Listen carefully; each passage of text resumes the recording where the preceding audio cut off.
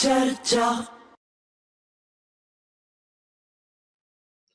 सत श्री अकाल दोस्तों, मैं दर्शन सिंह दर्शक चर्चा प्रोग्राम लेके हाजिर हाँ। नशा ते चिट्टा पंजाब लई बहुत ही गंभीर मुद्दे बन चुके ने। असी हर चौथे पंजवें दिन या हफ्ते वादों या 10 दिन वादों इस मसले के उत्ते चर्चा भी करते हैं। चर्चा इसलिए भी होती है क्योंकि असी रोज देखते हैं सड़कों के उत्ते झाड़ियां दे विच जां किते होर सुनसान थां दे उत्ते नौजवान इस चिट्टे कारण मारे जाते हैं। उन्हां दियां नसां दे विच सरिंजां लगियां हुंदियां ने। फिर लगातार नशे फड़े भी जा रहे हैं, अरबां रुपए के नशे फड़े गए ने, बंदे भी फड़े जाते हैं। अज भी 200 करोड़ तो उपर की जिहड़ी हैगी है हेरोइन फड़ी गई है। पाकिस्तान तो आउंदी है, अज रावी दरिया वाले पासों आई है, कदे सतलुज वाले पासे आउंदी है, कदे किसी पासे आउंदी है। यह बहुत ही भारी चिंता का विषय बनया होया है। इस मुद्दे उत्ते तुहानूं पता ही है कि बहुत सारी सियासत भी हो चुकी है ते इस सियासत दे कारण ही बहुत सारिया सरकारां आ भी चुकी ने, जा भी चुके हैं। आम आदमी पार्टी ने भी सत्ता च आउण तो पहला यही गल कही सी कि असीं चिट्टे नूं खत्म कर देवांगे, पर 1.5 साल हो गया यही चिट्टा हाले तक खत्म नहीं होया है। मुख्यमंत्री भगवंत मान उन्होंने 15 अगस्त नूं एक बार फिर एक गल कही है कि चिट्टा असीं खत्म करांगे, नशा असीं खत्म करांगे, क्योंकि असीं पूरी योजना बना रखी है। पर नाल नाल ये खबरां भी ने कि औरतां भी इस धंधे दे विच शामिल हो गई ने, बच्चे भी इस धंधे दे विच शामिल हो गए ने ते बड़ा कुछ इहो जिहा चल रहा है जिहड़ा चिंता का विषय है। अज फिर असीं एक बार फिर चर्चा इस मुद्दे ते कर रहे हैं। इस मुद्दे ते चर्चा करने वास्ते साडे विच निरपक्ष टिप्पणीकार, सटीक टिप्पणीकार प्रमोद छाबड़ा जी ने, इस तरीके दे नाल आम आदमी पार्टी वालों मेजर रमन मल्होत्रा जी ने, भारतीय जनता पार्टी तो जैसमिन संधावालिया जी ने ते कांग्रेस वालों जसविंदर सिंह सीखावाले मौजूद ने। तुहाडा सारिਆਂ ਦਾ ਅਸੀਂ ਪਹਿਲਾਂ ਸਵਾਗਤ ਕਰਦੇ ਹਾਂ। छाबड़ा जी, ये की हो रहा है? ये पंजाब दे विच कित्थे समस्या आ रही है? सारे लोग गंभीर भी ने, सरकार भी गंभीर है, सरकार भी चाहती है चिट्टा खत्म होवे, पर अफसोस की गल है कि यह नैटवर्क इन्ना फैल चुका है कि ये चिट्टा खत्म होने च आ ही नहीं रहा। लोग मरी जा रहे हैं, नौजवान मरी जा रहे हैं, बहुत समस्या खड़ी हो गई है। पर अपनी जोड़ा की नोट पॉइंट ओपनिंग रिमार्क्स दिते है वो जोड़ा है कि सरकारां कई आ भी चुकिया ने, कई जा भी चुकिया ने। बहुत गहरिया जड़ा इस चिट्टे दियां, ये कोई जड़ा ये नहीं है कि हुण ये चीज़ां बरामद होने लगियां ने या ये चीज़ां हुण शुरू हुई है। ये असीं देखते आ रहे हैं लगभग पिछले 25 सालों तो ये जिहड़े नशे है समैक साडे सारे कोई ना कोई जिन्ने भी लोग असीं इत्थे बैठे हैं साडे परिवारां दे विच साडे रिश्तेदारियां च कोई ना कोई बच्चा जरूर नशे का शिकार होया होएगा। साडे जो मैनू नहीं लगता भी कोई ऐसा होएगा जिहदे परिवार दे विच रिश्तेदारी दे विच कोई बच्चा ऐसा नशे का शिकार नहीं होया होना। और उस परिवार की कंडीशन की हुई होएगी ये असीं सारे जानते हैं और असीं सारे भली भांति इस चीज़ नूं समझते हैं। उसके बावजूद भी जिहड़ा है ये नशा पंजाब दीआं गलियां दे विच, सड़कों के उपर, ईवन दैट कि कई जगह ते बोर्ड लगे हुए भी देखे असीं वीडियो देखी है कि नशा चिट्टा इत्थे मिलता है। और असीं ये भी वीडियो देखी है कि लड़कियां ने अपने जवाक जिहड़े है वो चक्के हुए है ते नशे की तलाश करते हुए, और यह भी देखा है कि जवाक चक्के हुए है और नशा किया हुआ है और इधर उधर डिगदियां उन्होंने असीं देख रहे हैं। ये बहुत ही माड़ी दुर्दशा जिहड़ी है पंजाब की। कारण उनका दर्शन जी जिहड़ा मैनूं समझ आता वो है कि पंजाब की जिहड़ी जवानी है, तरुणाई है, पंजाब की जिहड़ी सोच है, पंजाबी का जिहड़ा कल्चर है वो एक बहादुर शूरवीरां दा, महापुरुषों की जिहड़ी है विरासत साडे कोल है। और वो चीज़ां जिहड़ियां ने किसी भी देश की रक्षा करने वास्ते, किसी भी देश को अगे ले जाने वास्ते सफिशिएंट होंदियां जिहड़ियां पंजाबियां दे विच है। ਔਰ ਮੈਨੂੰ ਇਹ ਜਿੱਥੋਂ ਤੱਕ ਲੱਗਦਾ ਹੈ ਕਿ ਕੁਝ ਵਿਦੇਸ਼ੀ ਤਾਕਤਾਂ ਜਿਹੜੀਆਂ ਨੇ ਉਸ ਤਰੁਣਾਈ ਨੂੰ, ਉਸ ਜਿਹੜੀ ਸੋਚ ਹੈ ਸਾਡੇ ਪੰਜਾਬੀਆਂ ਦੀ, ਕਿਉਂਕਿ ਅਸੀਂ ਅਗਰ ਆਜ਼ਾਦੀ ਦੀ ਲੜਾਈ ਵੀ ਦੇਖੀਏ ਤਾਂ 90% ਦੇ ਕਰੀਬ ਜਿਹੜੇ ਆ ਉਹ ਪੰਜਾਬੀਆਂ ਦੀਆਂ ਕੁਰਬਾਨੀਆਂ ਉਹਦੇ ਵਿੱਚ। ਔਰ ਉਸ ਦੇ ਬਾਵਜੂਦ ਜਿਹੜੇ ਅੱਜ ਵੀ ਸਾਡੇ ਪੰਜਾਬੀ ਬੱਚੇ ਆ ਨਾ, ਜਿਹੜੇ ਨਸ਼ਿਆਂ ਦੇ ਸ਼ਿਕਾਰ ਹੋ ਗਿਆ, ਉਹਨਾਂ ਦੀ ਗੱਲ ਨਹੀਂ ਮੈਂ ਕਰ ਰਿਹਾ।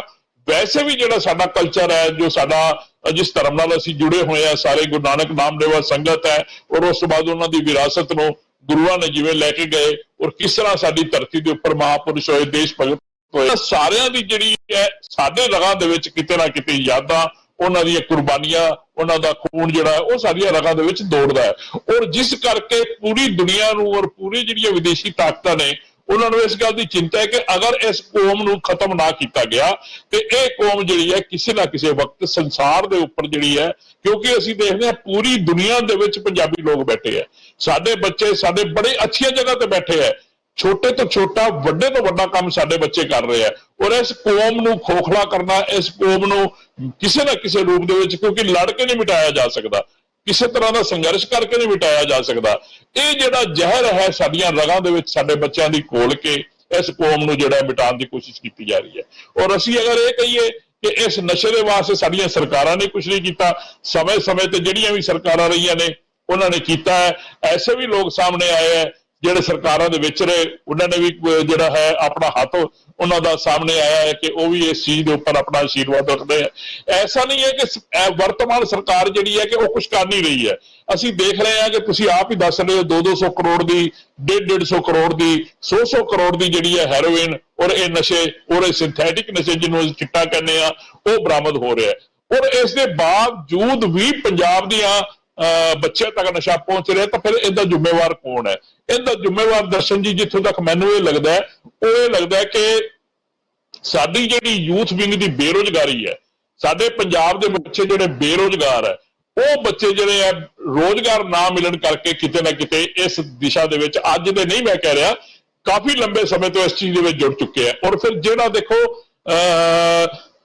ਜਿਹੜਾ ਬੱਚਾ ਇੱਕ ਵਾਰੀ ਜੁੜ ਜਾਂਦਾ ਨਾ, ਉਹਦਾ ਇਸ ਦੇ ਵਿੱਚੋਂ ਨਿਕਲ ਪਾਣਾ ਬੜਾ ਮੁਸ਼ਕਲ ਹੁੰਦਾ ਹੈ, ਕਿਉਂਕਿ ਉਸ ਦੇ ਉੱਪਰ ਕਈ ਤਰ੍ਹਾਂ ਦੇ ਦਬਾਅ ਪਾਏ ਜਾਂਦੇ ਆ, ਉਸ ਨੂੰ ਬਲੈਕਮੇਲ ਕੀਤਾ ਜਾਂਦਾ ਹੈ, ਕਿਉਂਕਿ ਉਹਨੂੰ ਖੁਦ ਵੀ ਨਸ਼ੇ ਦਾ ਆਦੀ ਬਣਾ ਦਿੱਤਾ ਜਾਂਦਾ ਹੈ। ਇਸ ਕਰਕੇ ਇਸ ਨਸ਼ੇ ਦੇ ਉੱਪਰ ਕੰਟਰੋਲ ਕਰਨ ਵਾਸਤੇ ਸਾਨੂੰ ਬੜੇ ਸਿਸਟਮੈਟਿਕਲ ਤਰੀਕੇ ਦੇ ਨਾਲ, ਬੜਾ ਸੰਘਰਸ਼ ਦੇ ਨਾਲ ਔਰ ਬੜੀ ਡੈਡੀਕੇਸ਼ਨ ਦੇ ਨਾਲ ਲੜਾਈ ਲੜਨੀ ਪਏਗੀ ਅਗਰ ਅਸੀਂ ਇਹਨਾਂ ਨਸ਼ਿਆਂ ਦੇ ਉੱਪਰ ਕੰਟਰੋਲ ਚਾਹਨੇ ਹਾਂ। ਅਗਲੇ ਸੈਗਮੈਂਟ 'ਚ ਆਪਾਂ ਗੱਲ ਕਰਾਂਗੇ ਵੀ ਇਹਦੇ ਵਿੱਚ ਮੇਰੇ ਕੀ ਸੁਝਾਅ ਹੋਣਗੇ। ਜੀ ਹੈਲੋ ਜੀ ਮਲਹੋਤਰਾ ਜੀ, ਤੁਸੀਂ ਛਾਬੜਾ ਜੀ ਦੀ ਗੱਲਬਾਤ ਸੁਣੀ ਹੈ ਤੇ ਇਸ ਸਾਰੇ ਆਪਾਂ ਗੱਲਬਾਤ ਤੋਂ ਇਹ ਸਾਹਮਣੇ ਆ ਰਹੀ ਹੈ ਕਿ ਇਹ ਜਿਹੜਾ ਨਸ਼ਾ ਬਹੁਤ ਹੀ ਗੰਭੀਰ ਜਿਹੜਾ ਹੈਗਾ ਬਣਦਾ ਜਾ ਰਿਹਾ ਹੈ। ਸਰਕਾਰਾਂ ਵੀ ਕੰਮ ਵੀ ਕਰਦੀਆਂ ਨੇ, ਪਰ ਇਸ ਦੇ ਬਾਵਜੂਦ ਵੀ ਇਹ ਨੈਟਵਰਕ ਕਿਉਂ ਨਹੀਂ ਟੁੱਟ ਰਿਹਾ ਹੈਗਾ? ਜੀ ਮੈਂ ਕਾਫੀ ਹੱਦ ਤੱਕ ਛਾਬੜਾ ਜੀ ਨਾਲ ਸਹਿਮਤ ਹੈਗਾ, ਜਿੱਥੇ ਗੱਲ ਕਰਦੇ ਨੇ ਬੇਰੁਜ਼ਗਾਰੀ, ਪਰ ਮੈਂ ਸਮਝਦਾ ਕਿ ਉਸ ਤੋਂ ਵੀ ਕਿਤੇ ਜ਼ਿਆਦਾ ਗੰਭੀਰ ਕੁਝ ਕਾਰਨ ਨੇ ਜਿਹੜੇ ਕਿ ਇਸ ਸਮੱਸਿਆ ਦੀ ਜੜ ਵਿੱਚ ਨੇ। ਦੇਖੋ, ਜਦੋਂ ਕੁੱਤੀ ਚੋਰਾਂ ਨਾਲ ਰਲ ਜੇ ਨਾ, ਤਾਂ ਫਿਰ ਚੋਰਾਂ ਨੂੰ ਰੋਕਣਾ ਬਹੁਤ ਮੁਸ਼ਕਿਲ ਹੁੰਦਾ ਹੈਗਾ। ਆਪਾਂ ਦੇਖਿਆ ਕਿ ਪਿਛਲੇ 20 ਸਾਲਾਂ ਦੇ ਦੌਰਾਨ ਕਿਸ ਤਰੀਕੇ ਨਾਲ ਸਾਡੀਆਂ ਗੈਰ ਜ਼ਿੰਮੇਵਾਰ ਸਰਕਾਰਾਂ ਨੇ ਆਪਣੀ ਜ਼ਿੰਮੇਵਾਰੀ ਨਿਭਾਈ। ਸਾਡੇ ਮਿਨਿਸਟਰ ਤੱਕ ਇਸ ਧੰਦੇ ਦੇ ਵਿੱਚ ਸ਼ਾਮਿਲ ਰਹੇ, ਆਪਣੀ ਕੋਠੀ ਕਾਰ ਸਿਕਿਉਰਿਟੀ ਤੱਕ ਨਸ਼ੇ ਦੇ ਸੁਦਾਗਰਾਂ ਨੂੰ ਦਿੰਦੇ ਰਹੇ। ਲੀਡਰਸ ਜਿਹੜੇ ਨੇ ਉਹ ਇਸ ਧੰਦੇ ਵਿੱਚ ਸੀਗੇ, ਪੰਚ ਸਰਪੰਚ ਇਸ ਧੰਦੇ ਵਿੱਚ ਸੀਗੇ।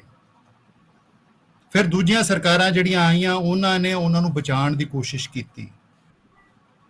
ਸੋ ਜਦੋਂ ਘਰ ਦੇ ਮੋਢੀ ਹੀ ਇਹੋ ਜਿਹੇ ਧੰਦੇ ਵਿੱਚ ਲਿਪਤ ਹੋ ਜਾਣ, ਨਾਲ ਰਲ ਜਾਣ ਔਰ ਸਮਾਜ ਦੇ ਖਿਲਾਫ ਕੰਮ ਕਰਨ, ਤਾਂ ਫਿਰ ਚੋਰਾਂ ਨੂੰ ਤਾਂ ਫਿਰ ਪੂਰੀ ਸ਼ਹਿ ਮਿਲ ਜਾਂਦੀ ਹੈ, ਪੂਰੀ ਖੁੱਲ੍ਹ ਮਿਲ ਜਾਂਦੀ ਹੈ। ਔਰ ਪਿਛਲੇ 20 ਸਾਲ ਇਹ ਧੰਦਾ ਜਿਹੜਾ ਪੂਰੀ ਤਰ੍ਹਾਂ ਚੱਲਿਆ ਹੈਗਾ, ਖੁੱਲ੍ਹ ਕੇ ਚੱਲਿਆ ਹੈਗਾ। ਇਸ ਵਿੱਚ ਲੀਡਰ ਵੀ ਇਨਵੋਲਵਡ ਸੀਗੇ, ਮਿਨਿਸਟਰ ਵੀ ਇਨਵੋਲਵਡ ਸੀਗੇ, ਪੰਚ ਸਰਪੰਚ ਵੀ ਇਨਵੋਲਵਡ ਸੀਗੇ, ਪੁਲਿਸ ਵਾਲੇ ਵੀ ਇਨਵੋਲਵਡ ਸੀਗੇ, ਤੇ ਫਿਰ ਆਮ ਲੋਕਾਂ ਨੇ ਤਾਂ ਹੋਣਾ ਹੀ ਹੋਣਾ ਸੀਗਾ। ਔਰ ਸਾਡਾ ਯੂਥ ਜਿਹੜਾ ਹੈ ਉਹ ਬੇਰੁਜ਼ਗਾਰ ਹੋਈ ਜਾ ਰਿਹਾ ਸੀ ਦਿਨ ਪਰ ਦਿਨ। ਸਰਕਾਰਾਂ 'ਚ ਬੈਠੇ ਲੋਕ ਹਿੱਸੇ ਮੰਗਣ ਤੋਂ ਵੇਲ ਨਹੀਂ ਸੀ ਉਹਨਾਂ ਨੂੰ, ਉਹਨਾਂ ਕਰਕੇ ਇੰਡਸਟਰੀ ਭੱਜ ਗਈ ਇੱਥੋਂ, ਸਰਕਾਰੀ ਨੌਕਰੀਆਂ ਉਹਨਾਂ ਨੇ ਖਤਮ ਕਰਤੀਆਂ, ਪੈਨਸ਼ਨਾਂ ਉਹਨਾਂ ਨੇ ਖਤਮ ਕਰਤੀਆਂ, ਲੋਕਾਂ ਕੋਲ ਕੁਝ ਅੱਗੇ ਦੇਖਣ ਨੂੰ ਬੱਚੇ ਹੀ ਨਹੀਂ। ਬੱਚੇ ਪੜ੍ਹ ਲਿਖ ਕੇ ਬੇਰੁਜ਼ਗਾਰ ਸੀਗੇ। ਹੁਣ ਕੈਨੇਡਾ ਆਸਟ੍ਰੇਲੀਆ ਕਿੰਨੇ ਲੋਕਾਂ ਨੂੰ ਲੈ ਲੇਗਾ? ਉਹਨਾਂ ਦਾ ਜਿਹੜਾ ਸਾਲ ਦਾ ਕੋਟਾ ਹੈਗਾ ਉਹਨਾਂ ਨੇ ਉਹਨੇ ਹੀ ਲੈਣੇ ਆ, ਬਾਕੀ ਤਾਂ ਇੱਥੇ ਹੀ ਜੀਣਗੇ, ਇੱਥੇ ਹੀ ਮਰਨਗੇ। ਸੋ ਇੱਕ ਨਿਰਾਸ਼ਤਾ ਦਾ ਮਾਹੌਲ ਜਿਹੜਾ ਪੰਜਾਬ ਵਿੱਚ ਬਣ ਗਿਆ ਸੀਗਾ, ਔਰ ਮਾਤਾ ਪਿਤਾ ਦਾ ਬਹੁਤ ਜ਼ਿਆਦਾ ਖਰਚਾ ਹੋ ਚੁੱਕਾ ਹੁੰਦਾ ਸੀ ਬੱਚੇ ਤੇ, ਬੱਚੇ ਨੂੰ ਅੱਗੇ ਕੋਈ ਰਾਹ ਨਹੀਂ ਸੀ ਦਿਸਦਾ, ਬੱਚਿਆਂ ਤੇ ਸਟ੍ਰੈਸ ਬਹੁਤ ਜ਼ਿਆਦਾ ਹੁੰਦਾ ਸੀ, ਦੂਜੇ ਪਾਸੋਂ ਇਹ ਸਪਲਾਈ ਆ ਜਾਂਦੀ ਸੀਗੀ। ਸੋ ਠੀਕ ਹੈ ਮਲਹੋਤਰਾ ਜੀ, ਤੁਸੀਂ ਗੱਲਬਾਤ ਆਪਣੀ ਇਹ ਨਹੀਂ ਗੱਲਬਾਤ ਜਾਰੀ ਰੱਖੋ, ਤੁਹਾਡੇ ਕੋਲ ਫੇਰ ਆਉਂਦੇ ਆ। ਇਸ ਸਮੇਂ ਇੱਕ ਬ੍ਰੇਕ ਲੈਂਦੇ ਆ, ਬ੍ਰੇਕ ਤੋਂ ਬਾਅਦ ਫਿਰ ਹਾਜ਼ਰ ਆ। ਆਪਣੇ ਮਲਹੋਤਰਾ ਜੀ ਦੱਸ ਰਹੇ ਸੀਗੇ ਕਿ ਇਹ ਜੋ ਨਸ਼ਾ ਹੈ ਇਹ ਕਿਉਂ ਪੰਜਾਬ ਦੇ ਵਿੱਚ ਫੈਲਿਆ, ਤੇ ਇਸ ਦੇ ਪਿੱਛੇ ਜਿਹੜੀ ਪਿਛਲੀਆਂ ਸਰਕਾਰਾਂ ਨੇ ਉਹਨਾਂ ਦੀਆਂ ਨਾਕਾਮੀਆਂ ਨੇ। ਪਰ ਇਹ ਵੀ ਗੱਲ ਹੈ ਕਿ 1.5 ਸਾਲ ਹੋ ਗਿਆ ਤੇ ਇਸ ਸਰਕਾਰ ਨੇ ਇਹ ਜੋ ਵਾਅਦਾ ਕੀਤਾ ਸੀਗਾ ਕਿ ਅਸੀਂ ਨਸ਼ਾ ਖਤਮ ਕਰਾਂਗੇ, ਪਰ ਹਾਲ ਤੱਕ ਇੱਥੇ ਹੋਇਆ ਨਹੀਂ ਹੈ।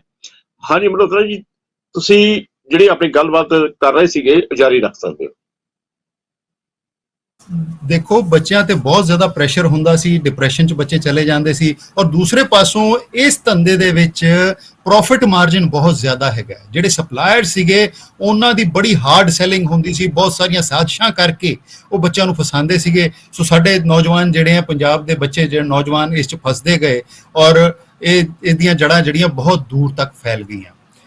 ਪਰ ਪਹਿਲਾਂ ਜਿਹੜੀਆਂ ਸਰਕਾਰਾਂ ਵਿੱਚ ਉਹਨਾਂ ਨੂੰ ਸ਼ਹਿ ਮਿਲਦੀ ਸੀਗੀ, ਉਹ ਮੌਜੂਦਾ ਸਰਕਾਰ ਵਿੱਚ ਨਹੀਂ ਮਿਲ ਰਹੀ। ਮੌਜੂਦਾ ਸਰਕਾਰ ਪੂਰੀ ਤਨਦੇਹੀ ਦੇ ਨਾਲ ਪੰਜਾਬੀਆਂ ਦੇ ਪ੍ਰਤੀ ਵਚਨਬੱਧ ਹੋ ਕੇ ਕੰਮ ਕਰ ਰਹੀ ਹੈਗੀ ਹੈ, ਔਰ ਪਿਛਲੇ 1.5 ਸਾਲ ਤੋਂ ਲਗਾਤਾਰ ਇਸ ਤੇ ਪ੍ਰਹਾਰ ਕੀਤੇ ਜਾ ਰਹੇ ਹੈਗੇ ਹੈ। ਹੁਣ ਵੀ ਤੁਸੀਂ ਦੇਖਿਆ ਕਿ 15 ਅਗਸਤ ਨੂੰ ਮੁੱਖ ਮੰਤਰੀ ਸਾਹਿਬ ਨੇ ਇਹ ਘੋਸ਼ਣਾ ਕੀਤੀ ਹੈ ਕਿ ਨਵੀਂ ਯੋਜਨਾ ਦੇ ਤਹਿਤ ਉਹ ਕੰਮ ਕਰ ਰਹੇ ਹੈਗੇ ਹੈ। ਨਸ਼ੇ ਦੇ ਤਸਕਰਾਂ ਦੇ ਪਿੱਛੇ ਪੰਜਾਬ ਪੁਲਿਸ ਪਈ ਹੋਈ ਹੈ। ਪਿੱਛੇ 2-3 ਦਿਨ ਪਹਿਲਾਂ ਖਬਰਾਂ ਵੀ ਆਈਆਂ ਸੀ, ਬਹੁਤ ਸਾਰਿਆਂ ਦੀ ਜਿਹੜੀ ਪ੍ਰਾਪਰਟੀ ਹੈ ਉਹ ਅਟੈਚ ਕੀਤੀ ਗਈ ਹੈਗੀ ਹੈ। ਔਰ ਤੁਸੀਂ ਦੇਖੋ ਕਿ ਬਹੁਤ ਸਾਰੇ ਨਸ਼ਾ ਤਸਕਰ ਜਿਹੜੇ ਨੇ ਉਹ ਜੇਲ੍ਹਾਂ ਵਿੱਚ ਵੀ ਨੇ, ਔਰ ਬਹੁਤ ਜਿਹੜੇ ਕਾਨੂੰਨ ਹੈਗੇ ਨੇ ਕੁਝ ਉਹਨਾਂ ਵਿੱਚ ਵੀ ਸੁਧਾਰ ਕੀਤਾ ਜਾ ਰਿਹਾ ਹੈਗਾ, ਔਰ ਜਿਹੜੇ ਪੁਲਿਸ ਆਫਸਰਸ ਇਨਵੋਲਵਡ ਹੈਗੇ ਹੈ ਉਹਨਾਂ ਤੇ ਵੀ ਕਾਰਵਾਈ ਕੀਤੀ ਜਾ ਰਹੀ ਹੈ, ਔਰ ਜਿਹੜੇ ਅਫਸਰਾਂ ਦੇ ਇਲਾਕੇ ਵਿੱਚ ਨਸ਼ੇ ਵੇਚੇ ਫੜੇ ਜਾਂਦੇ ਹੈਗੇ ਹੈ ਉਹਨਾਂ ਦੀ ਵੀ ਜ਼ਿੰਮੇਵਾਰੀ ਜਿਹੜੀ ਹੈ ਉਹ ਫਿਕਸ ਕੀਤੀ ਜਾ ਰਹੀ ਹੈ, ਔਰ ਜਿਹੜੇ ਆਮ ਸੁਸਾਇਟੀ ਹੈਗੀ ਹੈ, ਪੰਚਾਇਤਾਂ ਹੈਗੀਆਂ, ਪਿੰਡ ਹੈਗੇ ਹੈ, ਉਹਨਾਂ ਨੂੰ ਵੀ ਵਿੱਚ ਇਨਵੋਲਵ ਕੀਤਾ ਜਾ ਰਿਹਾ ਹੈਗਾ। ਔਰ ਪਿਛਲੇ ਮਹੀਨੇ 1 ਸਾਲ ਦੇ ਦੌਰਾਨ ਮੈਂ ਤੁਹਾਨੂੰ ਦੱਸ ਦਿਆਂ ਕਿ 17,179 FIRs ਰਜਿਸਟਰ ਕੀਤੀਆਂ ਗਈਆਂ ਨੇ। 22,892 ਜਿਹੜੇ ਅਕਿਊਜ਼ਡ ਨੇ ਉਹਨਾਂ ਨੂੰ ਅਰੈਸਟ ਕੀਤਾ ਗਿਆ ਹੈਗਾ। ਕਮਰਸ਼ੀਅਲ ਕੁਆਂਟੀਟੀ ਇਹਦੇ ਵਿੱਚ 1982 ਕਰੋੜ ਹੈਗੀ ਹੈ, ਔਰ ਬਾਕੀ ਹੋਰ ਵੀ ਕਾਫੀ ਕੁਛ ਹੈ। ਔਰ ਤੁਸੀਂ ਦੇਖੋ ਕਿ 1313 ਕਿਲੋ ਹੀਰੋਇਨ ਜਿਹੜੀ ਹੈ ਇਹ ਗੁਜਰਾਤ ਔਰ ਮਹਾਰਾਸ਼ਟਰ ਵਿੱਚ ਜਾ ਕੇ ਪੰਜਾਬ ਪੁਲਿਸ ਨੇ ਪਕੜੀ ਹੈਗੀ ਹੈ। ਔਰ ਇਸੇ ਤਰੀਕੇ ਨਾਲ ਅਫੀਮ ਜਿਹੜੀ ਹੈ ਕਰੀਬ 1 ਟਨ ਤੋਂ ਉੱਪਰ ਪਕੜੀ ਹੈਗੀ ਹੈ, ਔਰ ਭੁੱਕੀ, ਸਮੈਕ, ਸੁਲਫਾ, ਚਰਸ ਵਗੈरह, ਔਰ 1 ਕਰੋੜ ਤੋਂ ਉੱਪਰ ਜਿਹੜੀਆਂ ਇੰਜੈਕਸ਼ਨਸ ਔਰ ਟੈਬਲੇਟ। ਠੀਕ ਹੈ, ਤੁਹਾਡੇ ਅੰਕੜੇ ਠੀਕ ਨੇ, ਇਹ ਮਤਲਬ ਬਹੁਤ ਜ਼ਿਆਦਾ ਫੜੇ ਜਾ ਰਹੇ ਨੇ, ਪਰ ਜਿਹੜੀ ਨਹੀਂ ਫੜੀ ਜਾ ਰਹੀ ਉਹ ਬਹੁਤ ਵੱਡੀ ਸਮੱਸਿਆ ਪੈਦਾ ਕਰ ਰਹੀ ਹੈ। ਇਸ ਕਰਕੇ ਆਪਾਂ ਮੈਂ ਛੋਟੀ ਜਿਹੀ ਗੱਲ ਹੋਰ ਐਡ ਕਰਨਾ ਚਾਹਾਂਗਾ, ਇੱਕ ਛੋਟੀ ਜਿਹੀ ਗੱਲ ਹੋਰ ਐਡ ਕਰਨਾ ਚਾਹਾਂਗਾ ਕਿ ਠੀਕ ਹੈ, ਪੰਜਾਬ ਦੇ ਵਿੱਚ ਨਸ਼ੇ ਆਪਾਂ ਦੇਖਿਆ ਕਿ ਕਾਫੀ ਜਗ੍ਹਾ ਤੇ ਬਣਦੇ ਸੀਗੇ, ਉਹਨਾਂ ਤੇ ਕਾਰਵਾਈ ਹੋ ਰਹੀ ਹੈ, ਪਾਕਿਸਤਾਨ ਸਾਈਡ ਤੋਂ ਆਉਂਦੇ ਹੈਗੇ, ਪਰ ਇੱਕ ਬਹੁਤ ਵੱਡਾ ਚਿੰਤਾ ਦਾ ਕਾਰਨ ਇਹ ਵੀ ਹੈਗਾ ਕਿ ਗੁਜਰਾਤ ਸਾਈਡ ਤੋਂ ਪੋਰਟਸ ਦੇ ਥਰੂ, ਬੰਦਰਗਾਹਾਂ ਦੇ ਥਰੂ ਜਿਹੜਾ ਨਸ਼ਾ ਆ ਰਿਹਾ ਉਹ ਬਹੁਤ ਵੱਡੀ ਮਾਤਰਾ ਵਿੱਚ ਆ ਰਿਹਾ। ਆਪਾਂ ਦੇਖਿਆ ਕਿ 23,000 ਕਰੋੜ ਦੀ ਇੱਕ ਕੱਲੀ ਖੇਪ ਜਿਹੜੀ ਹੈ ਉਧਰੋਂ ਫੜੀ ਗਈ ਸੀ। ਉਹਨਾਂ ਖੇਪਾਂ ਦਾ ਕੀ ਜਿਹੜੀਆਂ ਫੜੀਆਂ ਹੀ ਨਹੀਂ ਗਈਆਂ, ਜਹਾਜ਼ ਦੇ ਜਹਾਜ਼ ਆਉਂਦੇ ਨੇ ਇੱਧਰ, ਤਾਂ ਇੱਕ ਡਰੋਨ ਦੇ ਥਰੂ ਆਉਂਦਾ, ਕਿਲੋ 2 ਕਿਲੋ 5 ਕਿਲੋ 10 ਕਿਲੋ ਆਉਂਦਾ ਹੋਏਗਾ। ਜਦੋਂ ਜਹਾਜ਼ ਦਾ ਜਹਾਜ਼ ਭਰ ਕੇ ਗੁਜਰਾਤ ਦੀਆਂ ਬੰਦਰਗਾਹਾਂ ਤੋਂ ਆਉਂਦਾ ਹੈ ਤਾਂ ਫਿਰ ਸਾਰੇ ਦੇਸ਼ ਦੇ ਵਿੱਚ ਨੁਕਸਾਨ ਜਿਹੜਾ ਬਹੁਤ ਜ਼ਿਆਦਾ ਹੁੰਦਾ ਜੀ। ਠੀਕ ਹੈ ਜਸਵਿੰਦਰ ਜੀ, ਤੁਸੀਂ ਮਲਹੋਤਰਾ ਜੀ ਦੀ ਗੱਲਬਾਤ ਸੁਣੀ ਹੈ।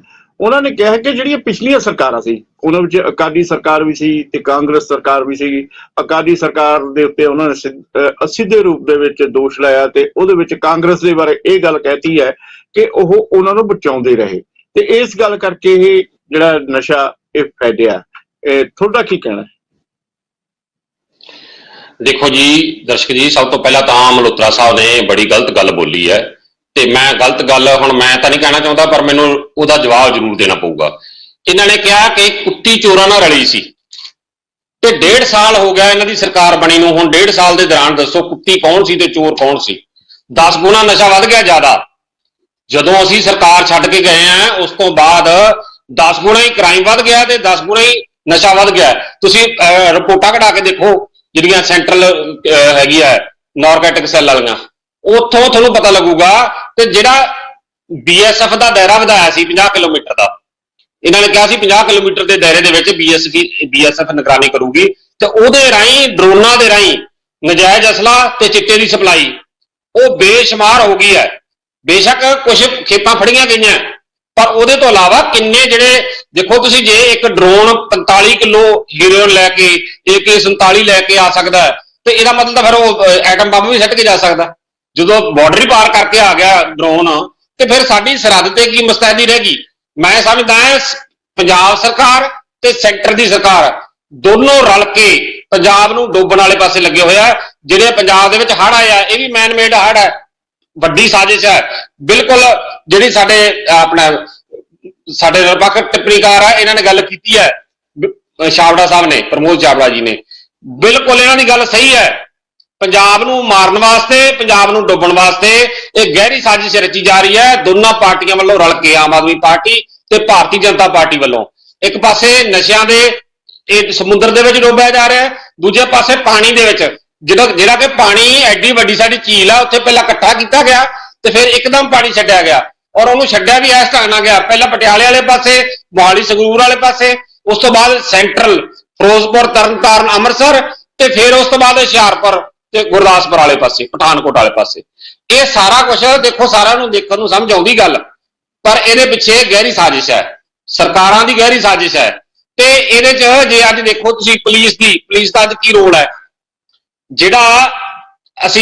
ਜਿਹੜੀ ਸਾਡੇ ਵੇਲੇ STF ਨੇ ਬਣੀ ਸੀ ਤੇ ਉਹਨਾਂ ਨੇ ਜਿਹੜੀ ਰਿਪੋਰਟ ਸੀ ਜਿਹੜੀ ਹਾਈ ਕੋਰਟ ਵੱਲੋਂ ਕਲੋਜ਼ ਕੀਤੀ ਗਈ ਹੁਣੇ, ਤੇ ਉਹਦੇ ਵਿੱਚ ਜਿਹੜੇ ਬੰਦੇ ਸ਼ਾਮਲ ਸੀ ਉਹਨਾਂ ਨੂੰ ਗ੍ਰਿਫਤਾਰ ਕਿਉਂ ਨਹੀਂ ਕਰ ਸਕੀ ਸਰਕਾਰ?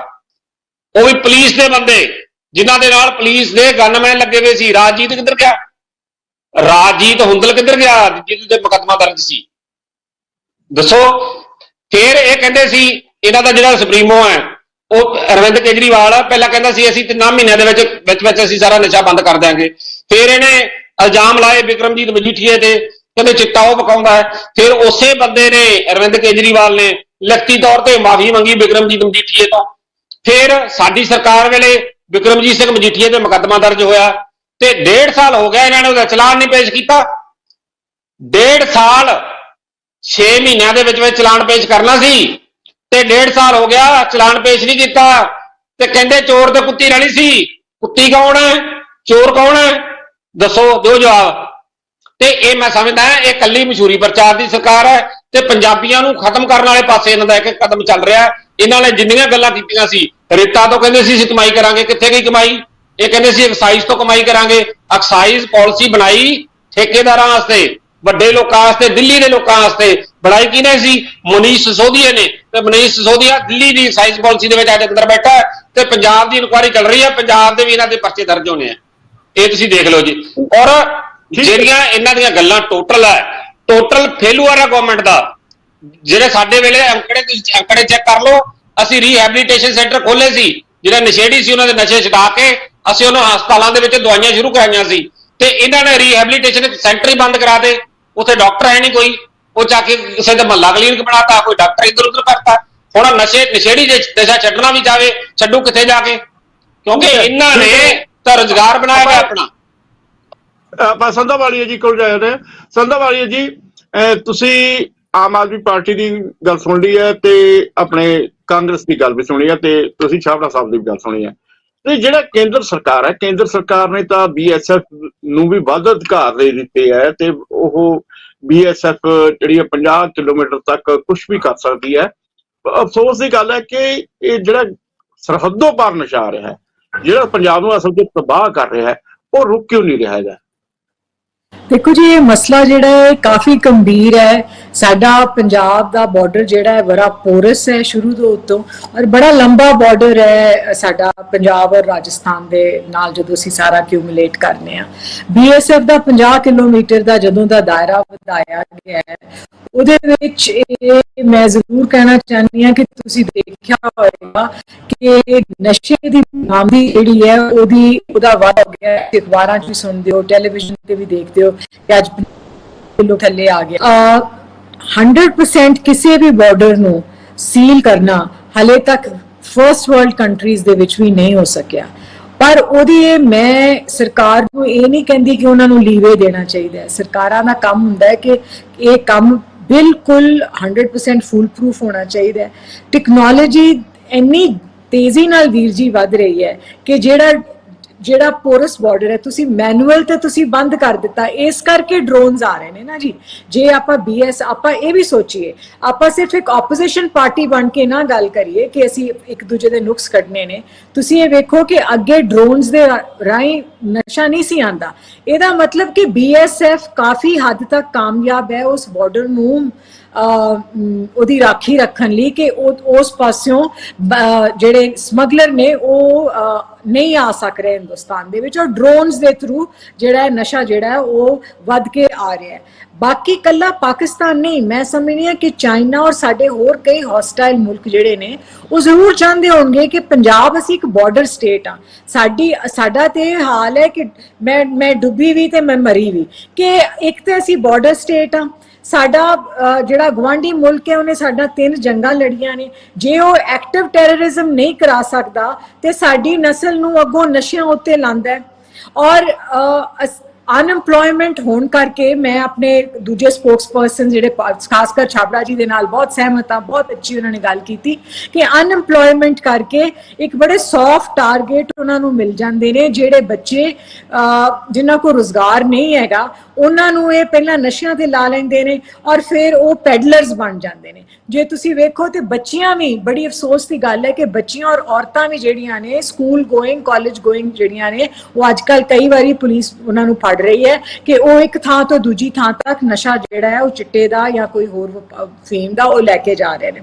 ਇੱਕ ਬੜਾ ਗੁੰਝਲਦਾਰ ਮਸਲਾ ਹੈ ਔਰ ਇਹ ਜਿੰਨਾ ਚਿਕਰ ਸਾਨੂੰ ਸਿਰਫ ਇੱਕ ਦੂਜੇ ਉੱਤੇ ਨੁਕਸ ਨਹੀਂ ਕੱਢਣੇ ਪੈਣੇ, ਸਾਨੂੰ ਬੈਠ ਕੇ ਇਹਦੇ ਬਾਰੇ ਸਾਰਿਆਂ ਨੂੰ ਕੋਈ ਰਾਹ ਲੱਭਣਾ ਚਾਹੀਦਾ ਹੈ। ਔਰ ਸਰਕਾਰ ਸਟੇਟ ਸਰਕਾਰ ਵੀ ਮੈਂ ਸਮਝਦੀ ਹਾਂ ਕੱਲੀ ਸੈਂਟਰ ਨਹੀਂ ਰਿਸਪੌਂਸਿਬਲ ਹੁੰਦੀ, ਸਟੇਟ ਸਰਕਾਰ ਵੀ ਰਿਸਪੌਂਸਿਬਲ ਹੁੰਦੀ ਹੈ। ਕੇਜਰੀਵਾਲ ਸਾਹਿਬ ਇਸ ਮੁੱਦੇ ਉੱਤੇ ਬਹੁਤ ਅੱਛਾ ਬੋਲਦੇ ਹੁੰਦੇ ਸਨ ਕਿ ਪੰਜਾਬ ਦੀ ਜਵਾਨੀ ਜਿਹੜੀ ਹੈ ਉਹ ਨਸ਼ਿਆਂ ਨੇ ਰੋੜ ਦਿੱਤੀ ਹੈ ਔਰ ਉਹਨਾਂ ਨੇ ਬੜੇ ਵੱਡੇ ਦਾਅਵੇ ਕੀਤੇ ਔਰ ਵਿਕਰਮ ਮਜੀਠੀਆ ਉੱਤੇ ਬੜਾ ਕੇਸ ਵੀ ਐਕੂਜ਼ੇਸ਼ਨਸ ਉਹਨਾਂ ਨੇ ਕੀਤੀਆਂ। ਫਿਰ ਮਿਸਟਰ ਮਜੀਠੀਆ ਨੇ ਉਹਨਾਂ ਦੇ ਉੱਤੇ ਡੈਫੇਮੇਸ਼ਨ ਦਾ ਕੇਸ ਕੀਤਾ। ਕੇਜਰੀਵਾਲ ਸਾਹਿਬ ਫਿਰ ਡਰ ਵੀ ਗਏ ਜੀ ਤੇ ਉਹਨਾਂ ਨੇ ਇੱਕ ਰਿਟਨ ਅਪੋਲੋਜੀ ਜਿਹੜੀ ਸੀ ਉਹ ਦੇ ਦਿੱਤੀ। ਤੇ ਫਿਰ ਇਹਨਾਂ ਲੋਕਾਂ ਨੇ ਕਿੱਥੋਂ ਨਸ਼ੇ ਜਿਹੜੇ ਨੇ ਉਹ ਬੰਦ ਕਰਨੇ ਨੇ? ਨਸ਼ਾ ਉਹੀ ਬੰਦ ਕਰ ਸਕੇਗਾ ਜਿਹੜਾ ਬੜੀ ਜੁਰਤ ਨਾਲ ਜਿਹੜਾ ਚੀਫ ਮਿਨਿਸਟਰ ਔਰ ਜਿਹੜਾ ਵੀ ਪੋਲੀਟੀਕਲ ਪਾਰਟੀ ਪ੍ਰੈਜ਼ੀਡੈਂਟ ਹੋਏਗਾ ਤਗੜਾ ਹੋ ਕੇ ਫੇਸ ਕਰੇਗਾ। ਸੰਧਾਵਾਲੀ ਜੀ, ਮਲਹੋਤਰਾ ਜੀ, ਇੱਕ ਤਾਂ ਗੱਲ ਇਹ ਹੈ ਕਿ ਸੰਧਾਵਾਲੀ ਜੀ ਨੇ ਕਿਹਾ ਕਿ ਜੁਰਤ ਨਾਲ ਹੀ ਇਹ ਨਸ਼ਾ ਖਤਮ ਹੋ ਸਕਦਾ ਹੈ ਤੇ ਇਸ ਤੋਂ ਇਲਾਵਾ ਤੁਸੀਂ ਜਸਵਿੰਦਰ ਸਿੰਘ ਜੀ ਦੀ ਜਿਹੜੀ ਹੈ ਉਹਨਾਂ ਨੇ ਜੋ ਕੁਝ ਕਿਹਾ ਉਹਦਾ ਜਵਾਬ ਦੇਣਾ ਚਾਹੁੰਦੇ ਸੀ। ਤੁਹਾਡੇ ਕੋਲ 1.5 ਮਿੰਟ ਹੈ ਇਸ ਵਕਤ।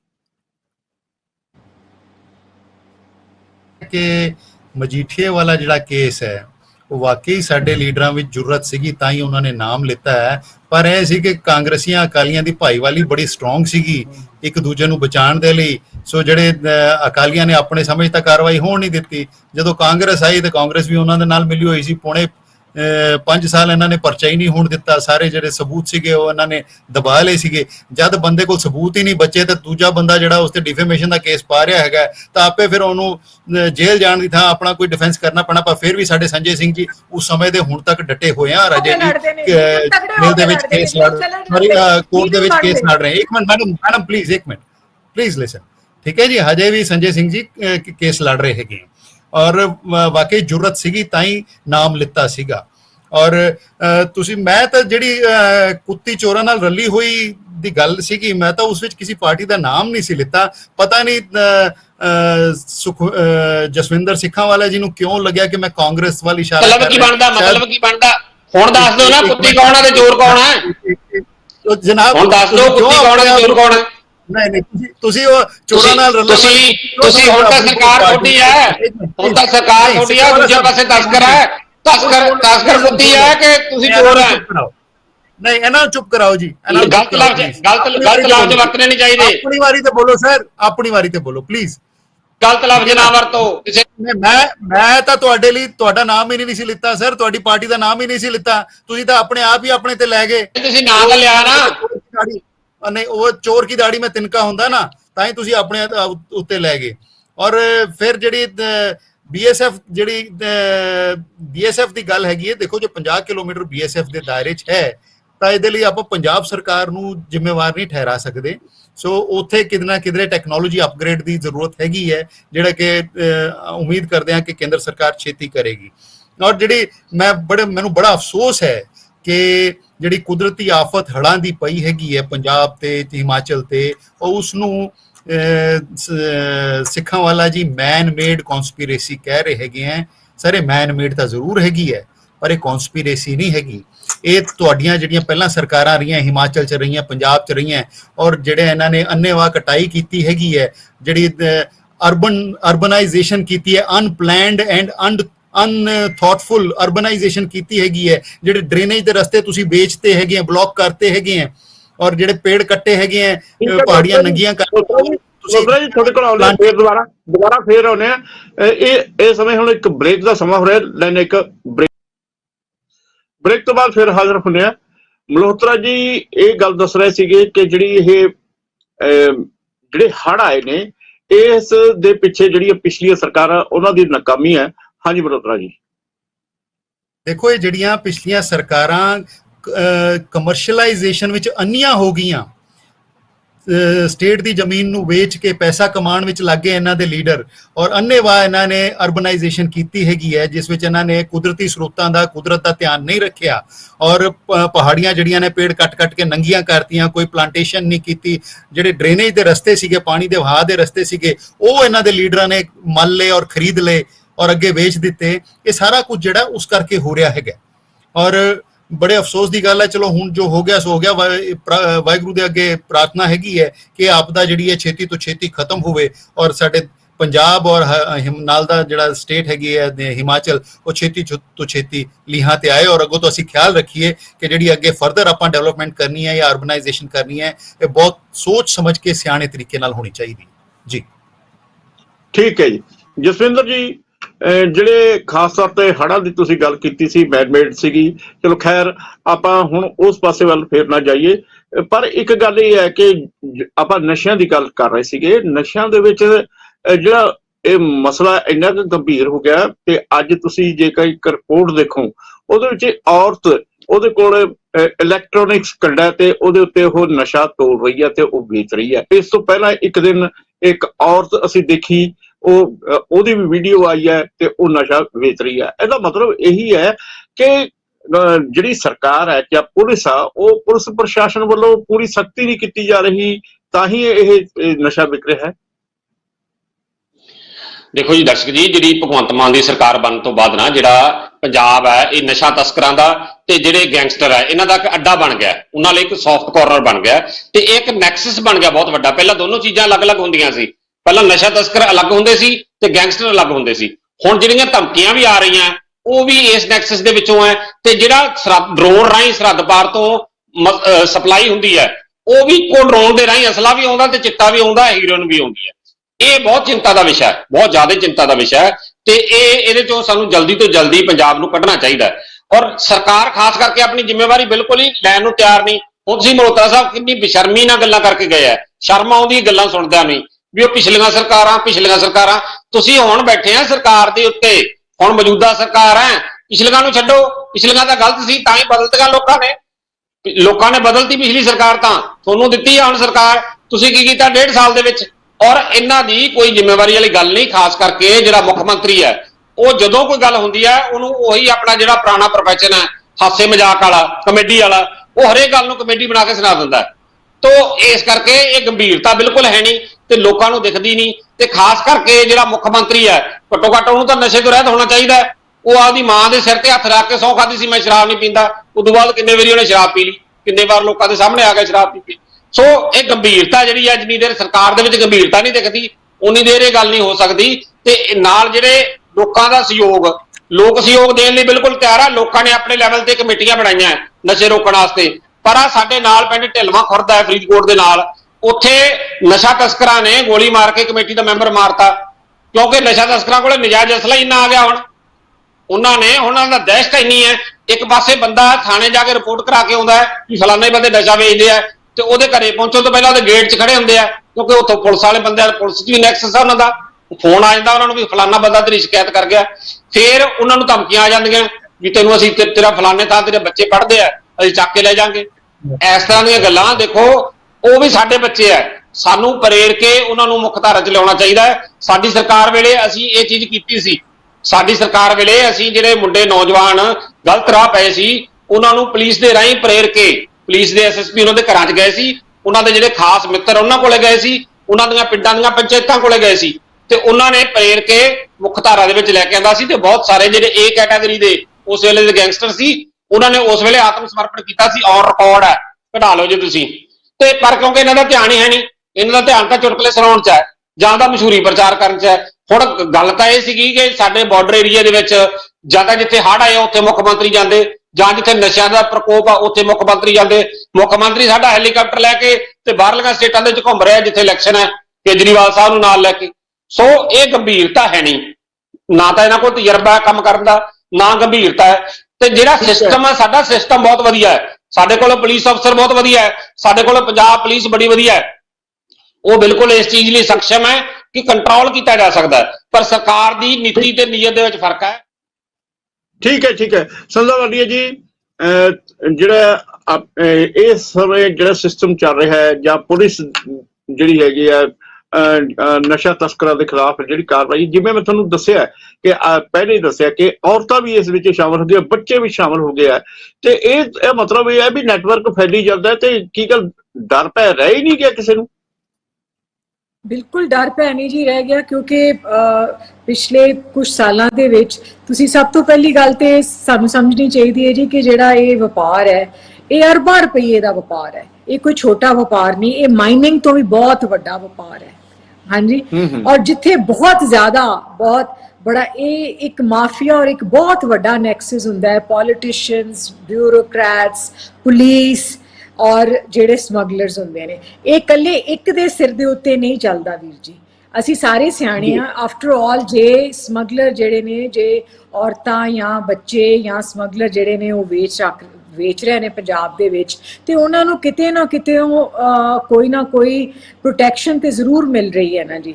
ਔਰ ਇਹ ਕੋਈ ਸੌਖਾ ਕੰਮ ਵੀ ਨਹੀਂ ਹੈ ਇਹਨੂੰ ਰੋਕਣਾ। ਇਹ ਸਾਡੇ ਤੇ ਬਹੁਤ ਵੱਡਾ ਸੰਕਟ ਹੈ ਇਸ ਵੇਲੇ ਪੰਜਾਬ ਦੇ ਉੱਤੇ। ਕੱਲਾ ਸੰਕਟ ਸਾਡੇ ਉੱਤੇ ਅਨਐਮਪਲੋਇਮੈਂਟ ਦਾ ਨਹੀਂ, ਸਾਡੇ ਤੇ ਡਬਲ ਸੰਕਟ ਆਇਆ ਹੈ। ਮੈਂ ਤਾਂ ਕਹਾਂਗੀ ਟ੍ਰਿਪਲ ਸੰਕਟ ਆਇਆ। ਇੱਕ ਪਾਸੇ ਅਸੀਂ ਕਰਜ਼ਾਈ ਹੋ ਗਿਆ ਪੰਜਾਬ, ਦੂਜੇ ਪਾਸੇ ਪੰਜਾਬ 'ਚ ਅਨਐਮਪਲੋਇਮੈਂਟ ਬੜੀ ਹੈ, ਤੀਜੇ ਪਾਸੇ ਨਸ਼ਾ ਬੜਾ ਹੈ। ਇਹ ਪੰਜਾਬ ਦੇ ਉੱਤੇ 1947 ਤੋਂ ਬਾਅਦ ਮੇਰਾ ਖਿਆਲ ਸਭ ਤੋਂ ਔਖਾ ਵੇਲਾ ਇਸ ਵੇਲੇ ਆਇਆ ਹੈ। ਔਰ ਸਾਨੂੰ ਸਾਰੀਆਂ ਪੋਲੀਟੀਕਲ ਪਾਰਟੀਆਂ ਨੂੰ ਆਪਣੇ ਛੋਟੇ ਪੈਟੀ ਕੰਸਰਨਸ ਤੋਂ ਉੱਤੇ ਦੇਖ ਕੇ ਸੋਚਣਾ ਚਾਹੀਦਾ ਹੈ ਕਿ ਅਸੀਂ ਆਪਣੇ ਬੱਚਿਆਂ ਲਈ ਕਿਹੋ ਜਿਹਾ ਪੰਜਾਬ ਛੱਡ ਕੇ ਜਾਣਾ ਹੈ। ਔਰ ਉਹਦੇ ਲਈ ਸਾਨੂੰ ਜੁਰਤ ਚਾਹੀਦੀ ਹੈ, ਇੱਕ ਵਿਜ਼ਨ ਚਾਹੀਦਾ ਹੈ, ਇੱਕ ਰੋਡ ਮੈਪ ਚਾਹੀਦਾ ਹੈ, ਜਿਹੜੀਆਂ ਅਸੀਂ ਸਾਰੇ ਜਾਣੇ ਅੱਜ ਚਲੋ ਜੇ ਆਪ ਹੈ ਤੇ ਕੱਲ ਜੇ ਕੋਈ ਦੂਜੀ ਪੋਲੀਟੀਕਲ ਪਾਰਟੀ ਜਾਂ ਕੋਈ ਅਗਲੇ 50 ਸਾਲਾਂ ਬਾਅਦ ਕੋਈ ਹੋਰ ਹੈ, ਉਹ ਅਗਲੇ 20 ਸਾਲਾਂ ਲਈ ਪੰਜਾਬ ਦਾ ਇੱਕ ਇਕਨੋਮਿਕ ਰੋਡ ਮੈਪ ਕਿ ਕਿਵੇਂ ਅਸੀਂ ਨਸ਼ੇ ਨੂੰ ਕੰਟੇਨ ਕਰਨਾ ਹੈ, ਇਹ ਜ਼ਰੂਰ ਹੋਣਾ ਚਾਹੀਦਾ ਹੈ। ਔਰ ਜਿੰਨਾ ਚਿਰ ਅਸੀਂ ਆਪਣੇ ਬਿਯੋਂਡ ਆਰ ਨੋਜ਼ ਨਹੀਂ ਸੋਚਾਂਗੇ, ਅਸੀਂ ਪੰਜਾਬ ਨੂੰ ਡੋਬ ਦਿੱਤਾ ਹੈ ਜਿਵੇਂ ਫਲੱਡਸ ਨੇ ਡੋਬ ਦਿੱਤਾ ਹੈ। ਔਰ ਬੜਾ ਅਫਸੋਸ ਆਉਂਦਾ ਹੈ ਕਿ ਅਸੀਂ ਸਾਰੇ ਜਾਣੇ ਇੱਕ ਦੂਜੇ ਨਾਲ ਲੜਨ ਨੂੰ ਤਿਆਰ ਹੋ ਜਾਂਦੇ ਆ, ਪਰ ਅਸੀਂ ਕੋਈ ਸੋਲੂਸ਼ਨ ਨਹੀਂ ਲੱਭ ਰਹੇ।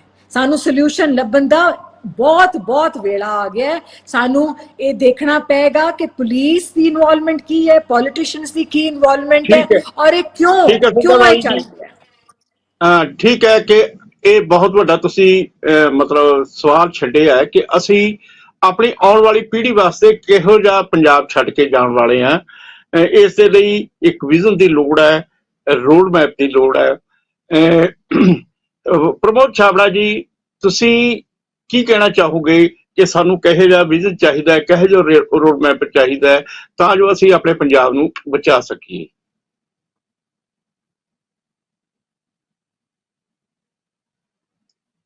ਆਵਾਜ਼ ਨਹੀਂ ਆ ਰਹੀ ਛਾਬੜਾ ਜੀ? ਛਾਬੜਾ ਜੀ ਆਵਾਜ਼ ਨਹੀਂ ਆ ਰਹੀ? ਸਾਨੂੰ ਇੱਕ ਹੀ ਚਾਹੀਦਾ ਜੀ, ਸਾਨੂੰ ਬੜੇ ਮੁੱਢਲੇ ਲੈਵਲ ਤੋਂ ਇਹਦਾ ਕੰਮ ਜਿਹੜਾ ਹੈ ਇਹਦਾ ਆਪਰੇਸ਼ਨ ਸ਼ੁਰੂ ਕਰਨਾ ਚਾਹੀਦਾ ਹੈ, ਸਕੂਲੀ ਐਜੂਕੇਸ਼ਨ ਲੈਵਲ ਤੋਂ ਲੈ ਕੇ। ਕਿਉਂਕਿ ਮੈਂ ਖੁਦ ਇਸ ਪ੍ਰੋਜੈਕਟ ਦੇ ਵਿੱਚ ਪੰਜਾਬ ਪੁਲਿਸ ਨੇ ਇੱਕ ਪ੍ਰੋਜੈਕਟ ਸ਼ੁਰੂ ਕੀਤਾ ਸੀ 2000 ਦੇ ਆਸ-ਪਾਸ, ਔਰ ਸਕੂਲਾਂ ਦੇ ਵਿੱਚ ਜਾ ਕੇ ਅਸੀਂ ਨਾਟਕ ਕਰਿਆ ਕਰਦੇ ਸੀ, ਅਸੀਂ ਬੱਚਿਆਂ ਨੂੰ ਮੋਟੀਵੇਟ ਕਰਿਆ ਕਰਦੇ ਸੀ ਕਿ 9ਵੀਂ 10ਵੀਂ 11ਵੀਂ ਤੋਂ 12ਵੀਂ ਤੋਂ ਬਾਅਦ ਜਦੋਂ ਤੁਸੀਂ ਨਿਕਲ ਕੇ ਕਾਲਜਾਂ ਦੇ ਵਿੱਚ ਜਾਣਾ ਹੈ, ਉੱਥੇ ਇੱਕ ਬਹੁਤ ਵੱਡਾ ਸ਼ਿਕਾਰੀ ਜਿਹੜਾ ਹੈ ਤੁਹਾਡੇ ਇੰਤਜ਼ਾਰ ਦੇ ਵਿੱਚ ਬੈਠਾ ਹੈ ਕਿ ਇਹਨਾਂ ਬੱਚਿਆਂ ਨੂੰ, ਇਸ ਨਸਲ ਨੂੰ ਕਿਵੇਂ ਖਰਾਬ ਕੀਤਾ ਜਾਵੇ। ਔਰ ਉਹ ਅਸੀਂ ਨਾਟਕਾਂ ਦੇ ਜਰੀਏ, ਮੋਟੀਵੇਸ਼ਨ ਸਪੀਚਿਸ ਦੇ ਜਰੀਏ, ਅੱਜ ਵੀ ਉਹ ਬੱਚੇ ਜਿਹੜੇ ਜਿਨ੍ਹਾਂ ਨੇ ਗੱਲਾਂ ਸੁਣੀਆਂ ਸੀ ਜਾਂ ਉਹ ਪ੍ਰੋਗਰਾਮ ਦੇਖੇ ਸੀ, ਉਹਨਾਂ ਦੀ ਪਾਰਟਿਸਿਪੇਸ਼ਨ ਕੀਤਾ ਸੀ, ਇਹ ਪੰਜਾਬ ਪੁਲਿਸ ਦੀ ਮਦਦ ਦੇ ਨਾਲ ਅਸੀਂ ਸਪਾਂਸਰਡ ਬਾਈ ਪੰਜਾਬ ਪੁਲਿਸ ਸੀ। ਔਰ ਇਹ ਅਸੀਂ ਐਫਰਟਸ ਕਰਕੇ ਔਰ ਉਹਦੇ ਵਿੱਚ ਲੋਕ ਬੱਚਿਆਂ ਨੂੰ ਸਮਝਾਇਆ ਸੀ, ਔਰ ਉਹ ਬੱਚੇ ਅੱਜ ਵੀ ਗੱਲ ਕਰਦੇ ਆ ਕਿ ਸਰ ਅਸੀਂ ਉਸ ਵੇਲੇ ਦੇ ਜਿਹੜੀਆਂ ਚੀਜ਼ਾਂ ਅਸੀਂ ਸਮਝੀਆਂ ਹੋਈਆਂ ਔਰ ਉਹਦੇ ਉੱਪਰ ਗੌਰ ਕਰਦੇ ਹੋਏ ਅੱਜ ਅਸੀਂ ਆਪਣਾ ਜੀਵਨ ਬਣਾ ਰਹੇ ਹਾਂ। ਹੁਣ ਕਰਨ ਦੀ ਕੀ ਲੋੜ ਹੈ ਜੀ ਦਰਸ਼ਕ ਜੀ? ਮੈਂ ਉਹ ਗੱਲ ਨਹੀਂ ਕਰਦਾ, ਪੋਲੀਟੀਕਲ ਪਾਰਟੀਆਂ ਇੱਕ ਦੂਜੇ ਦੇ ਉੱਪਰ ਲਾਂਛਨ ਲਗਾਉਣ ਦਾ ਇਹਨਾਂ ਦੀ ਜ਼ਿੰਮੇਵਾਰੀ ਵੀ ਹੈ, ਲੇਕਿਨ ਸੁਝਾਅ ਵੀ ਦੇਣਾ ਚਾਹੀਦਾ ਹੈ। ਮੈਡਮ ਸੰਧੇਵਾਲੀਆ ਜੀ ਦੀ ਬਹੁਤ ਅੱਛੀ ਸਪੀਚ ਰਹੀ ਔਰ ਉਹਨਾਂ ਨੇ ਬਹੁਤ ਅੱਛਾ ਕੀਤਾ ਵੀ ਇਹ ਸਾਡਾ ਸਾਰਿਆਂ ਦਾ ਸਾਂਝਾ ਯੁੱਧ ਹੈ। ਹੁਣ ਕਰਨ ਦੀ ਕੀ ਲੋੜ ਹੈ ਕਿ ਸਾਨੂੰ ਰੀਹੈਬਿਲਿਟੇਸ਼ਨ ਸੈਂਟਰ ਜਿਹੜੇ ਹੈ ਉਹ ਦੁਬਾਰਾ ਰਿਸਟੈਬਲਿਸ਼ ਕਰਨੇ ਚਾਹੀਦੇ ਹੈ। ਔਰ ਕਿਉਂਕਿ ਪਿਛਲੇ ਦਿਨਾਂ ਦੇ ਵਿੱਚ ਕੁਝ ਖਬਰਾਂ ਐਸੀਆਂ ਆਈਆਂ ਕਿ ਰੀਹੈਬਿਲਿਟੇਸ਼ਨ ਸੈਂਟਰ ਦੇ ਵਿੱਚ ਜਿਹੜੇ ਬੱਚੇ ਨਸ਼ਾ ਛੁਡਾਉਣ ਜਾਂਦੇ ਹੈ ਜਾਂ ਉਹਨਾਂ ਦੇ ਪੇਰੈਂਟਸ ਉੱਥੇ ਦਾਖਲ ਕਰਾ ਕੇ ਆਉਂਦੇ ਆ, ਉਹਨਾਂ ਦੇ ਉੱਪਰ ਅਤਿਆਚਾਰ ਕੀਤਾ ਜਾਂਦਾ ਹੈ, ਉਹਨਾਂ ਦੇ ਉੱਪਰ ਸਖਤੀ ਕੀਤੀ ਜਾਂਦੀ ਹੈ। ਅਗਰ ਐਸੀਆਂ ਘਟਨਾਵਾਂ ਸਰਕਾਰ ਦੇ ਸਾਹਮਣੇ ਮੀਡੀਆ ਦੇ ਜ਼ਰੀਏ ਆਉਂਦੀਆਂ ਹੈ ਤੇ ਉਹਨਾਂ ਘਟਨਾਵਾਂ ਦੇ ਉੱਪਰ ਵਿਚਾਰ ਕਰਨਾ ਚਾਹੀਦਾ ਹੈ ਔਰ ਉਹਨਾਂ ਦੇ ਉੱਪਰ ਗੌਰ ਕਰਨਾ ਚਾਹੀਦਾ ਹੈ। ਦੂਸਰੀ ਚੀਜ਼ ਜਿਹੜੀ ਮੈਂ ਪਹਿਲੇ ਕਹੀ ਹੈ ਕਿ ਇਸ ਚੀਜ਼ ਦੇ ਉੱਪਰ ਮੋਟੀਵੇਸ਼ਨਲ ਟਾਕ ਕਰਕੇ ਬੱਚਿਆਂ ਨੂੰ ਸ਼ੁਰੂ ਤੋਂ ਹੀ 8ਵੀਂ 9ਵੀਂ 10ਵੀਂ 11ਵੀਂ 12ਵੀਂ ਦੇ ਬੱਚਿਆਂ ਨੂੰ ਸ਼ੁਰੂ ਤੋਂ ਹੀ ਸਕੂਲਾਂ ਦੇ ਵਿੱਚ ਜਾ ਕੇ ਟ੍ਰੇਨ ਕਰਨਾ ਚਾਹੀਦਾ ਹੈ। ਟੀਚਰਸ ਨੂੰ ਟ੍ਰੇਨ ਕਰਕੇ ਡਿਊਟੀ ਲਗਾਉਣੀ ਚਾਹੀਦੀ, ਜਿਵੇਂ ਸਰਕਾਰ ਨੇ ਪਿੱਛੇ ਜਿਹੇ ਟੀਚਰ ਬਾਹਰ ਭੇਜੇ ਸੀ ਉਹਨਾਂ ਨੂੰ ਅੱਛੀ ਐਜੂਕੇਸ਼ਨ ਦੇਣ ਵਾਸਤੇ, ਔਰ ਇਸ ਤਰ੍ਹਾਂ ਦੀਆਂ ਚੀਜ਼ਾਂ ਕਰਨੀਆਂ ਚਾਹੀਦੀਆਂ ਨੇ। ਦੂਸਰੀ ਇੱਕ ਮਲਹੋਤਰਾ ਜੀ ਨੇ ਗੱਲ ਕਹੀ, ਅਗਰ ਉਹ ਹੈ ਤੇ ਵਾਕਈ ਬੜੀ ਤਾਰੀਫ ਦੇ ਕਾਬਿਲ ਹੈ ਕਿ ਜੋ ਲੋਕ ਵੀ ਇਹਦੇ ਵਿੱਚ ਸੰਲਿਪਤ ਪਾਏ ਜਾਂਦੇ ਨੇ, ਜਿਹੜੇ ਵੀ ਲੋਕ ਨਸ਼ਾ ਵੇਚਣ ਦੇ ਵਿੱਚ ਇਹਦੇ ਵਿੱਚ ਸ਼ਾਮਲ ਪਾਏ ਜਾਂਦੇ ਨੇ, ਉਹਨਾਂ ਦੀਆਂ ਪ੍ਰਾਪਰਟੀਆਂ ਨੂੰ ਅਟੈਚ ਕੀਤਾ ਜਾਏ ਔਰ ਉਹ ਤੁਰੰਤ ਕਾਰਵਾਈ ਕਰਦੇ ਹੋਏ ਉਹਨਾਂ ਨੂੰ ਬੇਘਰ ਕਰਕੇ ਉਹਨਾਂ ਨੂੰ ਜੇਲ੍ਹਾਂ ਦੇ ਵਿੱਚ ਭੇਜਿਆ ਜਾਏ। ਜਿਸ ਵੇਲੇ ਇਹੋ ਜਿਹੀਆਂ 8-10 ਘਟਨਾਵਾਂ ਪੰਜਾਬ ਦੇ ਵਿੱਚ ਵੇਖਣ ਨੂੰ ਮਿਲਣਗੀਆਂ ਔਰ ਮੀਡੀਆ ਕਵਰੇਜ ਹੋਏਗੀ ਤਾਂ ਬਹੁਤ ਸਾਰੇ ਲੋਕਾਂ ਦੇ ਜਿਹੜੇ ਕੰਨ ਖੜੇ ਹੋ ਜਾਣਗੇ ਔਰ ਇਸ ਚੀਜ਼ ਦੇ ਉੱਪਰ ਕੰਟਰੋਲ ਕੀਤਾ ਜਾ ਸਕੇਗਾ। ਲੋਕਾਂ ਨੂੰ ਲੱਗਦਾ ਕੀ ਹੈ ਕਿ ਅਸੀਂ ਕੁੱਤਾ ਕੰਮ ਕਰਦੇ ਆ, ਇਹ ਵਾਲਾ ਗਲਤ ਕੰਮ ਕਰਕੇ ਫੜਦੇ ਆ ਔਰ ਫੜੇ ਗਏ ਤਾਂ ਸਾਡੇ ਕੋਲ ਛੁੱਟਣ ਦੇ ਵੀ ਇੰਤਜ਼ਾਮ ਹੈਗੇ ਨੇ। ਜਿੰਨੀ ਦੇਰ ਤੱਕ ਬਾਹਰ ਨਿਕਲਣ ਦੇ ਰਸਤੇ ਬੰਦ ਨਹੀਂ ਹੁੰਦੇ ਉਨੀ ਦੇਰ ਤੱਕ ਨਸ਼ਾ ਬੰਦ ਨਹੀਂ ਹੁੰਦਾ। ਤੀਸਰੀ ਗੱਲ ਜਿਹੜੀ ਮੇਨ ਕਰਨ ਵਾਲੀ ਹੈ ਉਹ ਇਹ ਹੈ ਕਿ ਸਰਕਾਰ ਨੂੰ ਪਬਲਿਕ ਤੇ ਪੁਲਿਸ ਦਾ ਆਪਸ ਦੇ ਵਿੱਚ ਤਾਲਮੇਲ ਬਣਾਉਣਾ ਚਾਹੀਦਾ ਹੈ। ਪੁਲਿਸ ਤੇ ਪਬਲਿਕ ਦੇ ਤਾਲਮੇਲ ਦਾ ਹੈ ਕਿ ਪਬਲਿਕ ਨੂੰ ਇਹ ਪਤਾ ਹੋਵੇ ਵੀ ਅਸੀਂ ਅਗਰ ਪੁਲਿਸ ਨੂੰ ਕੋਈ ਇਨਫੋਰਮੇਸ਼ਨ ਦਿੰਦੇ ਆ ਤੇ ਸਾਡੀ ਉਹ ਇਨਫੋਰਮੇਸ਼ਨ ਲੀਕ ਨਹੀਂ ਹੋਏਗੀ। ਉਹ ਇਨਫੋਰਮੇਸ਼ਨ ਅਗਰ ਪੁਲਿਸ ਨੂੰ ਪਬਲਿਕ ਦਿੰਦੀ ਹੈ ਤੇ ਉਹਨੂੰ ਸੇਫ ਰੱਖਿਆ ਜਾਏ। ਈਵਨ ਦੈਨ ਕਿ ਸਮੇਂ-ਸਮੇਂ ਤੇ ਇਹੋ ਜਿਹੇ ਲੋਕਾਂ ਨੂੰ ਸਨਮਾਨਿਤ ਵੀ ਕੀਤਾ ਜਾਏ ਤਾਂ ਜਾ ਕੇ, ਜਿਵੇਂ ਕਿ ਬਹੁਤ ਸਾਰੇ ਪ੍ਰੋਜੈਕਟ ਹੈ, ਕੋਈ ਹਸਪੀਟਲ ਦੇ ਵਿੱਚ ਲੈ ਕੇ ਜਾਂਦਾ ਹੈ, ਅੱਜ ਦੀ ਸਰਕਾਰ ਨੇ ਕੀਤੇ ਜਿਹੜੇ ਬੜੇ ਅੱਛੇ ਕੰਮ ਕੀਤੇ ਹੈ ਔਰ ਉਹਨਾਂ ਨੂੰ ਸਨਮਾਨਿਤ ਕੀਤਾ ਜਾਂਦਾ ਹੈ। ਕੁਛ ਸਮਥਿੰਗ ਨਾਮ ਵੀ ਦਿੱਤਾ, ਸ਼ੂਰਵੀਰ ਵਗੈਰਾ ਜਾਂ ਕੁਛ ਐਸਾ ਕੋਈ ਨਾਮ ਵੀ ਦਿੱਤਾ ਹੈ। ਤਾਂ ਇਹੋ ਜਿਹੀ ਚੀਜ਼ਾਂ ਅਗਰ ਸਰਕਾਰ ਕਰਦੀ ਹੈ, ਇੱਕ ਤਾਂ ਪ੍ਰਾਪਰਟੀ ਅਟੈਚ ਕਰਕੇ ਉਹਨੂੰ ਬੇਘਰ ਕਰਨਾ ਤੇ ਉਹਨੂੰ ਜੇਲ੍ਹ ਦੇ ਪਿੱਛੇ ਭੇਜਣਾ, ਉਹਦੇ ਉੱਪਰ ਸਖਤੀ ਨਾਲ ਕਾਰਵਾਈ ਕਰਨਾ, ਮੋਟੀਵੇਸ਼ਨਲ ਟਾਕ ਕਰਨਾ ਸਕੂਲਾਂ ਦੇ ਲੈਵਲ ਦੇ ਉੱਪਰ, ਪੁਲਿਸ ਪਬਲਿਕ ਦੀ ਕਮੇਟੀ ਬਣਾਉਣਾ ਤੇ ਰੀਹੈਬਿਲਿਟੇਸ਼ਨ ਸੈਂਟਰ ਦੇ ਉੱਪਰ ਨਜ਼ਰ ਰੱਖਦੇ ਹੋਏ ਉਹਨਾਂ ਨੂੰ ਰੀਐਸਟੈਬਲਿਸ਼ ਕਰਨਾ। ਅਗਰ ਇਹ ਕੰਮ ਸਰਕਾਰ ਕਰਦੀ ਹੈ ਤੇ ਇਹ ਬਹੁਤ ਵੱਡਾ ਕੰਮ ਹੋਏਗਾ ਔਰ ਇਹਦੇ ਨਾਲ ਨਸ਼ੇ ਦੇ ਉੱਪਰ ਕੰਟਰੋਲ ਹੋਏਗਾ। ਅਦਰਵਾਈਜ਼ ਬਹੁਤ ਸਾਰੇ ਰਸਤੇ ਨੇ ਨਸ਼ਾ ਆਉਣ ਦੇ ਔਰ ਬਹੁਤ ਘੱਟ ਰਸਤੇ ਐਸੇ ਆ ਜਿਨ੍ਹਾਂ ਨਾਲ ਨਸ਼ੇ ਨੂੰ ਰੋਕਿਆ ਜਾ ਸਕਦਾ। ਜਿਵੇਂ ਛਾਬੜਾ ਜੀ ਤੁਸੀਂ ਕਿਹਾ ਕਿ ਸਕੂਲੀ ਲੈਵਲ ਦੇ ਉੱਤੇ ਬੱਚਿਆਂ ਨੂੰ ਮੋਟੀਵੇਟ ਕਰਨਾ ਚਾਹੀਦਾ ਹੈ ਤੇ ਨਸ਼ਿਆਂ ਦੇ ਖਿਲਾਫ ਉਹਨਾਂ ਨੂੰ ਖੜਨ ਵਾਸਤੇ ਤਿਆਰ ਕਰਨਾ ਚਾਹੀਦਾ ਹੈ। ਇਹਦੇ ਨਾਲ ਪੁਲਿਸ ਦੀ ਵੀ ਬੜੀ ਵੱਡੀ ਜ਼ਿੰਮੇਵਾਰੀ ਹੈ ਕਿ ਉਹ ਜਿਸ ਤਰੀਕੇ ਦੇ ਨਾਲ ਜੇ ਕੋਈ ਦੱਸਣ ਜਾਂਦਾ ਹੈ ਤੇ ਉਹ ਖਬਰ ਕਿਵੇਂ ਲੀਕ ਹੋ ਜਾਂਦੀ ਹੈ, ਇਹ ਬਹੁਤ ਵੱਡੀ ਸਮੱਸਿਆ ਹੈ। ਇਸੇ ਗੱਲ ਕਰਕੇ ਜਿਹੜੇ ਬਹੁਤ ਸਾਰੇ ਲੋਕ ਹੈ ਇਸ ਨਸ਼ੇ ਨੂੰ ਰੋਕਣ ਵਾਸਤੇ ਜਾਂਦੇ ਨਹੀਂ ਹੈ, ਪਰ ਇਹ ਨਸ਼ਾ ਪੰਜਾਬ ਦੇ ਲਈ ਬਹੁਤ ਹੀ ਗੰਭੀਰ ਸਮੱਸਿਆ ਬਣਿਆ ਹੋਇਆ ਹੈ। ਇਹਦੇ ਲਈ ਸਿਆਸਤ ਤੋਂ ਉੱਪਰ ਉੱਠ ਕੇ ਸਾਰੀਆਂ ਹੀ ਪਾਰਟੀਆਂ ਨੂੰ ਪਹਿਲ ਕਦਮੀ ਕਰਨੀ ਚਾਹੀਦੀ ਹੈ। ਖਾਸ ਤੌਰ ਤੇ ਜਿਹੜੀ ਸਿਆਸੀ ਧਿਰ ਹੈ, ਜਿਹੜੀ ਸੱਤਾਧਾਰੀ ਧਿਰ ਆ, ਉਸ ਨੂੰ ਹੀ ਪਹਿਲ ਕਦਮੀ ਕਰਦੇ ਹੋਏ ਦੂਜੀਆਂ ਵਿਰੋਧੀ ਪਾਰਟੀਆਂ ਨੂੰ ਵੀ ਨਾਲ ਲੈ ਕੇ ਇਸ ਨਸ਼ੇ ਵਿਰੁੱਧ ਜਿਹੜੀ ਹੈਗੀ ਲੜਾਈ ਸ਼ੁਰੂ ਕਰਨੀ ਚਾਹੀਦੀ ਹੈ। ਤਾਂ ਹੀ ਅਸੀਂ ਨਸ਼ਾ ਖਤਮ ਕਰ ਸਕਾਂਗੇ, ਤਾਂ ਹੀ ਕੋਈ ਵਿਜ਼ਨ ਬਣ ਸਕਦਾ, ਤਾਂ ਹੀ ਕੋਈ ਰੋਡ ਮੈਪ ਬਣ ਸਕਦਾ। ਨਹੀਂ ਤਾਂ ਸਾਡੇ ਲਈ ਬਹੁਤ ਜਿਹੜੀ ਇਹ ਸਮੱਸਿਆ ਅਸੀਂ ਰੋਜ਼ ਜਿਹਦੇ ਤੇ ਡਿਸਕਸ ਕਰਦੇ ਹਾਂ, ਮੁੜ ਕੇ ਵਿਚਾਰਨੀ ਪਊਗੀ। ਛਾਬੜਾ ਸਾਹਿਬ, ਜਸਵਿੰਦਰ ਜੀ, ਜੈਸਮੀਨ ਜੀ ਤੇ ਮਲਹੋਤਰਾ ਜੀ, ਤੁਸੀਂ ਆਪਣੇ ਵਿਚਾਰ ਦਿੱਤੇ, ਤੁਹਾਡਾ ਬਹੁਤ ਬਹੁਤ ਧੰਨਵਾਦ। ਤੇ ਸਾਡੇ ਦਰਸ਼ਕਾਂ ਦਾ ਵੀ ਬਹੁਤ ਬਹੁਤ ਧੰਨਵਾਦ, ਤੇ ਸਾਡੀ ਜਿਹੜੀ ਟੀਮ ਹੈ ਉਸ ਦਾ ਵੀ ਧੰਨਵਾਦ। ਕੱਲ ਨੂੰ ਫੇਰ ਇੱਕ ਨਵੇਂ ਵਿਸ਼ੇ ਦੇ ਨਾਲ ਫੇਰ ਹਾਜ਼ਰ ਹੋਵਾਂਗੇ। ਉਦੋਂ ਤੱਕ ਮੈਨੂੰ ਦਿਓ ਆਗਿਆ। ਸਤਿ ਸ੍ਰੀ ਅਕਾਲ। ਚਰਚਾ।